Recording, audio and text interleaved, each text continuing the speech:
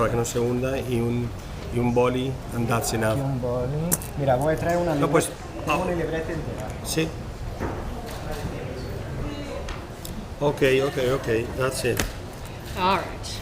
So we're going to try this in English. We're recording now. Hello, Pedro. Yes, hello, I know how are you speak you, Anne? Spanish. That's your native language, and you're talking about your film, but we're going to give it a try. We have a translator here. If anything gets lost, you can help. Get help. I'm just to advise something. Chicas, no gritéis. Que es que estamos haciendo una entrevista y se está grabando todo. Well, I'm telling you, I'm always a director. I know. And this is part of my career, telling But not to scream. You have beautiful light and on respect you. Anne. Thank you. I need all the help I can get. So this movie, there's a reference to Patricia Highsmith in the film, and I wondered if I know you're adapting Monroe. Yeah. But I wondered how many Hitchcockian and Highsmith elements you're fooling around with. It feels like a noirish drama for you. Yeah. Yes, I mentioned by one of the characters, Highsmith. Even the stories are based in three Alice Munro stories, as you said. Hitchcock and Highsmith, both in a separate ways or sometimes together, like in The Strangers in a Train. They talk a lot about the sense of guiltiness. This is a wonderful issue, and I didn't find this sense of guiltiness in Monroe short stories. This is something that I put at the end, that I include at the end when I decide to adapt the stories to the geography and to the Spanish family culture. That guiltiness. So in that sense, I mean, both of them, Highsmith and Hitchcock, are present. Hitchcock is always present. I mean, he's a kind, even if I don't think about him, I mean, he's like the mother of the cinema. You can always be related with him. Not only in The Train, but also these mysterious women that at the beginning is trying to go away with, I mean, just the person that is living with her, and suddenly decides to stay and move up to another apartment, and the spectators should think that this woman is very eccentric and very mysterious. And very much of an icy blonde. I mean, I feel like the woman at the beginning on the train is the young woman. This is you show her in two different periods of her life. She feels very. She's the warmer, younger Hitchcock blonde, and then you have the older, darker Hitchcock blonde. Yeah. She's that type. Well, everything about the looks is very 80s. I don't know where I read something that it was curious that, I mean, she's a teacher of classic literature, and then but her looks is like a punk singer. In Madrid, young girls in '85 used to be like that, and sometimes work as teacher but it's this type of blonde chick. I don't know. I mean, this and very. And also they make love in the train. In that sense, I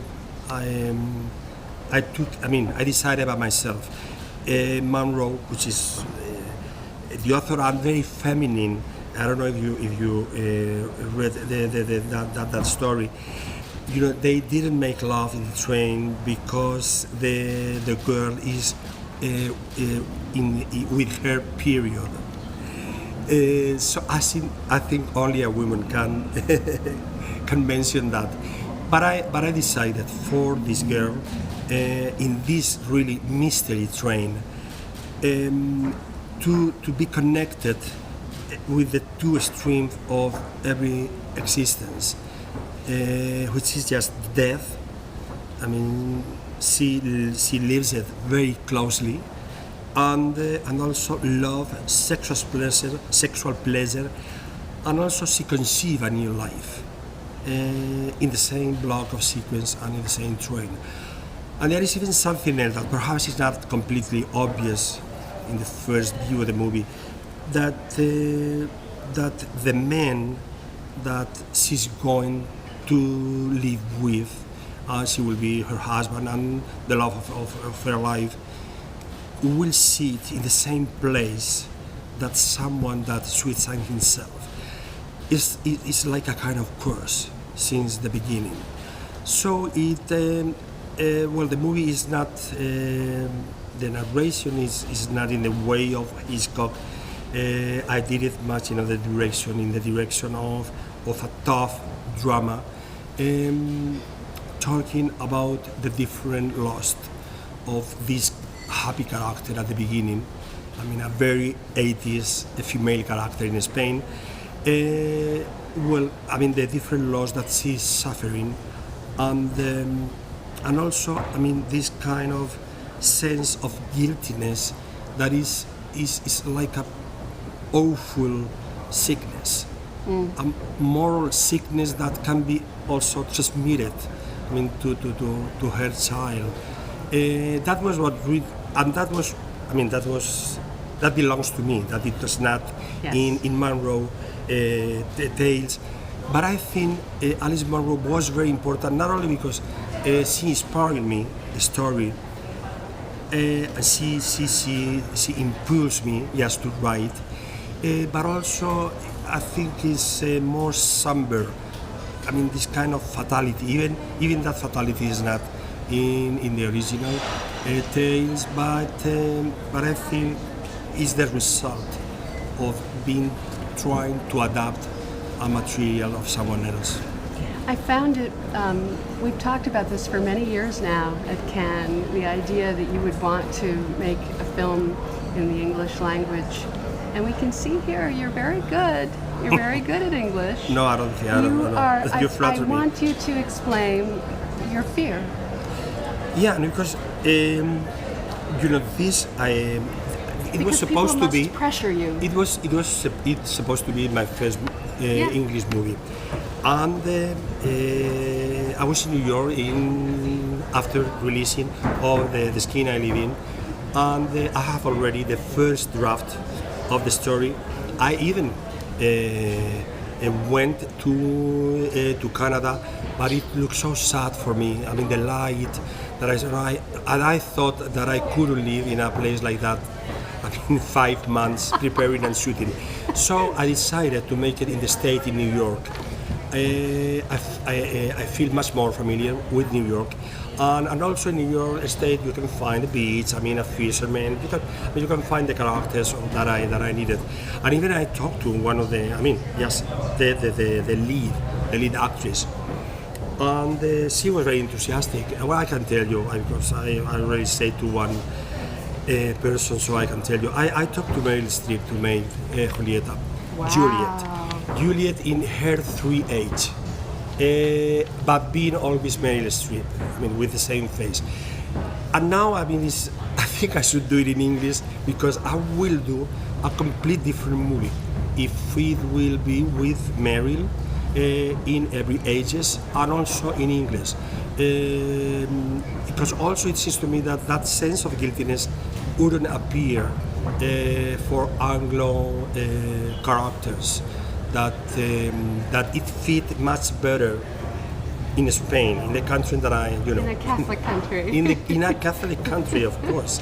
Yeah, maxima culpa.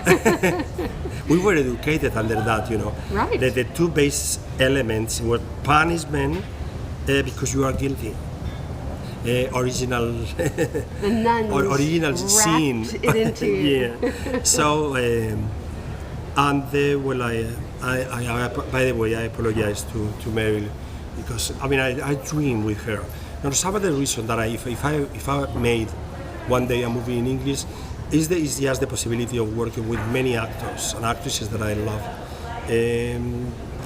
and also that the material deserves to be in English. When you find it, you will find it. But you would do this movie over in English with Meryl? You would?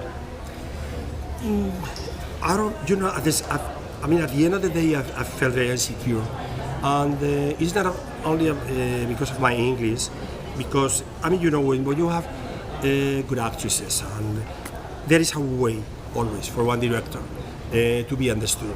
So, but what I missed is just like that feeling of it's something like organic, that the day by day life of one place, of one culture. So this is what I think I miss, but depends of the story. I think that one day I'll do it, When it's right. and always will be based in one book or something better period that I could be translate better and into one period. A precise period that is that present. I feel much more comfortable because then, I mean, that feeling that I don't know the day by day life. Well, in that period you can make a lot of researches. So you said you almost made the movie without any music at all, and that it was Caetano Veloso who convinced you to go back to Alberto Iglesias for the music? Not exactly. I tell you. No, Alberto Iglesias. It was always the composer for the. I mean, in the last years we were together, but I mean, he's the only musician really humble, and I work with a few good ones in any case. But Alberto has no ego at all. And when he saw the movie the first time, I mean, the final edition, he thought, I mean, he was so impressed without music. That is, I think, is wonderful. I think it doesn't need, you doesn't need me this time. I said, but I don't know. I said, I mean, I'm not sure about the passing of time. This happens in very different periods. And that perhaps the music will build a kind of structure stronger. And well, then he started working, but he didn't find it. I mean, the way that I work with the composer is like with the actors. I mean, they prefer me to be present in all the process, and well, I do that. Then so he composed a theme, he consulted me, put it with the video, and just by intuition I said, I don't feel it, and I said why, and in that process of denying, which is very tough to do it. But I know that what the musician needs is exactly no or yes or that way, and this is what I do. He was 3 months, and I knew that it was not the music for the movie, and just by casual, because I give him a lot of references. At the beginning I said, no, something very subtle, very like almost minimal, like in some movies of Clint Eastwood. He plays just a little piece, and he's moving and help. Thinking in Clint Eastwood as composer. And he did it, it didn't work. I mean, just to give you an example. But at the end, I put in the reference of one Japanese composer of many of Kurosawa and many others movies. Ran, you mentioned. Yeah, Ran. I see Teru Takemitsu. And then Alberto knew it by heart. And Takemitsu referent was Mahler. And then Alberto go directly to Mahler. And I mean, if you see the film twice, there is some moments that I got the feeling that I'm watching Death in Venice in a very different movie. And since that moment, maybe it was just in the 4 month, I mean, everything comes immediately. So it's always, but the process perhaps is dull, just to explain. But it's always an adventure that I participate fiercely. But I'm happy. What people need is just to give them time. I don't know, in Hollywood they have so much time to work and to work with the director, and because the director should be there, we are the only mirror that the artists and the rest of the crew could see the images. So no, I'm very happy with Alberto, and at the end there is a lot of music, and I'm very happy with that. Thank you.